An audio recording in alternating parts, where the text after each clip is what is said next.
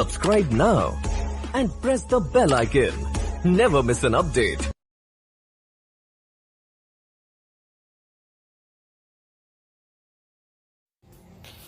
What is preposition? Preposition किसे कहते हैं? A word or phrase that is used before a noun or pronoun to show place, time, direction, etc. स्थान, समय, दिशा आदि के संकेत के लिए संज्ञा या सर्वनाम से पहले प्रयोग किए जाने वाले शब्द को हम प्रीपोजिशंस कहते हैं. That is the define of prepositions. तो आज हम लोग प्रीपोजिशन के बारे में डिटेल जानेंगे. आइए जानते हैं आगे इसके बारे में. और आगे बढ़ने से पहले टाइप्स ऑफ प्रीपोजिशंस की ओर फोकस करिए. कितने प्रकार के प्रीपोजिशंस होते हैं? तो 5 प्रकार के प्रीपोजिशंस होते हैं. पहला सिंपल प्रीपोजिशंस, दूसरा डबल प्रीपोजिशंस, तीसरा compound prepositions, fourth participle prepositions और उसके बाद है फ्रेज प्रीपोजिशंस. तो सबसे पहले हम सिंपल प्रीपोजिशंस का ही वीडियो आज बनाएंगे. आइए देखते हैं. At first my question is what is simple preposition?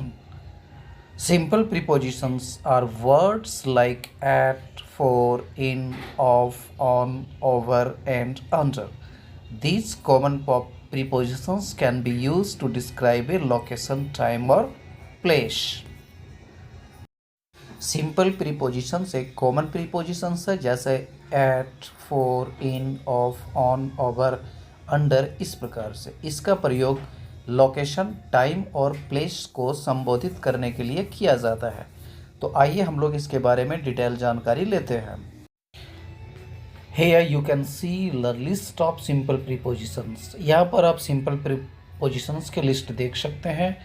About, above, after, against, at, before, behind, between, beyond, for, in, into, of, onto, to, toward, under, up, upon, with.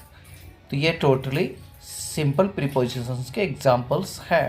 तो इन्हीं के बारे में आज हम चर्चा करेंगे इस वीडियो में. आइए एक एक करके हम लोग जानने की कोशिश करते हैं. तो पहला जो प्रीपोजिशन है वो है अबाउट. इसके हिंदी मीनिंग कई होते हैं. पहला मीनिंग इसका होता है के बारे में. जैसे she was talking about you, वह आपके बारे में बात कर रही थी. They are always careless about their duties. तो इस प्रकार से इसके मीनिंग्स के बारे में भी होता है. दूसरा जो इसका मीनिंग होता है वो होता है लगभग. जैसे a ten plant is about 1 metre high. उसी तरह से इट इज़ अबाउट 4 नाउ. तो इस प्रकार से इसके और भी मीनिंग्स हैं. आइए देखते हैं अबाउट के अगला मीनिंग्स क्या होता है. ये हम अबाउट के बारे में जानते हैं. इसके अगले मीनिंग्स के बारे में जानते हैं कि अबाउट का अगला जो मीनिंग है वो क्या होता है. यहाँ पर आप 2 और मीनिंग्स देख रहे हैं अबाउट का. आइए जानते हैं इसके बारे में कि क्या मीनिंग होता है. और अबाउट का अगला मीनिंग होता है इधर उधर. और इसके लिए आप सेंटेंस देख सकते हैं. They went about the village. Don't walk about bare footed in the sun. Time के लिए भी अबाउट का प्रयोग आप कर सकते हैं. जैसे the train is about to start, I am about to go. इस प्रकार से अबाउट के मीनिंग्स होते हैं. तो एबव के बारे में आगे जानकारी देखिए. एबव का अर्थ होता है अर्लियर या प्रीवियसली. यहाँ पे एग्जांपल आप देख सकते हैं. I live at the above address. For detail please see page number 1 above. और उसी प्रकार से एबव का दूसरा जो मीनिंग होता है वो होता है एक्सप्रेशन को शो करना. जैसे above all, above and, beyond, above the clouds. इस प्रकार से कई स्थितियों में हायर दैट या हायर देन ऊंचा दर्शाने के लिए भी एबव का प्रयोग किया जाता है. जैसे the helicopter is having above over. कुछ भी आप डाल सकते हैं एबव ओवर की जगह पे. और कई स्थितियों में भी ढकना, दूसरी तरफ अथवा आर पार के लिए भी एबव का प्रयोग किया जा सकता है. यहाँ पर कुछ एग्जाम्पल्स भी आप देख सकते हैं एबव के लिए. टाइम के लिए हम आफ्टर का प्रयोग करते हैं. जैसे पास्ट टेंस में पीरियड ऑफ टाइम के साथ आफ्टर का प्रयोग किया जाता है, जैसे he came after a week, he came here after lunch, she return the book to me after a month. इस प्रकार से उसी तरह से पास्ट टेंस में पॉइंट ऑफ टाइम के साथ आफ्टर का प्रयोग किया जाता है, he came after 5 PM। Future tense में पॉइंट ऑफ टाइम के साथ आफ्टर का प्रयोग किया जाता है, जैसे my father will come after 5 o'clock। और क्रम यानी ऑर्डर बताने के लिए भी आप इसका प्रयोग कर सकते हैं, जैसे the cat ran after the mouse, the police ran after the thief. तो इस प्रकार से आफ्टर का प्रयोग अलग अलग समय के लिए या अलग अलग मीनिंग के साथ इसका प्रयोग आप करते हैं। और अगला जो हमारा प्रीपोजिशन है वो है अगेंस्ट। अगेंस्ट का हिंदी होता है प्रतिकूल, अपोजिट भी कह सकते हैं आप इसको, या इसके विरुद्ध में भी इसका प्रयोग किया जाता है। कुछ एग्जाम्पल्स हैं, जैसे it is difficult to sail against current, let us fight against corruption, I filed a suit against him. तो इस प्रकार से आप इसका प्रयोग कर सकते हैं। और इसका दूसरा मीनिंग होता है से सट कर, प्रेसिंग ऑन, जैसे there is ladder against the wall, the sheep ran against a rock and sank down. इस प्रकार से आप अगेंस्ट का प्रयोग कर सकते हैं। हमारा अगला जो प्रीपोजिशन है वो है एट। एट का प्रयोग करने के लिए सीखिए।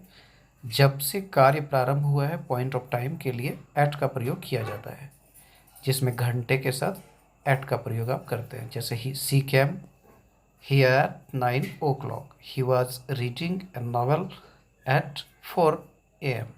उसी प्रकार से त्योहारों के नाम के साथ आप एट का प्रयोग करते हैं। एग्जाम्पल है, आप इसको देख सकते हैं। और उसी प्रकार से डे ब्रेक, नून, नाइट के साथ आप एट का प्रयोग करते हैं। तो एग्जाम्पल को देखते हुए आप एट का प्रयोग करने की प्रैक्टिस भी करिए। और जो अगला प्रीपोजिशन हमारा है वो है बिफोर। कुछ पॉइंट आउट आपके सामने की गई है। बिफोर का प्रयोग के सामने, आगे, से पहले के लिए किया जाता है। एग्जाम्पल में आप देख सकते हैं, A comes before B, Sita is sitting before you. इस प्रकार से ठीक उसी प्रकार से अगला जो पॉइंट है वो है बिफोर का प्रयोग पास्ट टेंस में पीरियड ऑफ टाइम या पॉइंट ऑफ टाइम के पहले होता है। एग्जाम्पल दिया हुआ है, राम मैरिड सीता बिफोर वसंत पंचमी। इस प्रकार से। और बिफोर का प्रयोग फ्यूचर टेंस में हमेशा पॉइंट ऑफ टाइम के पहले प्रयोग होता है।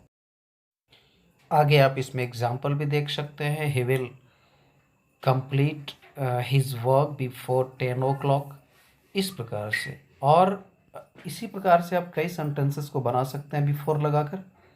तो यहाँ पर जो पॉइंट आपके सामने दिया गया है, स्पेशल पॉइंट को आपको याद करना है और पॉइंट से रिलेटेड सेंटेंसेस को आप बनाकर प्रैक्टिस कर सकते हैं। आइए अगले प्रीपोजिशंस के बारे में जानते हैं। और हमारा अगला प्रीपोजिशन बिहाइंड है।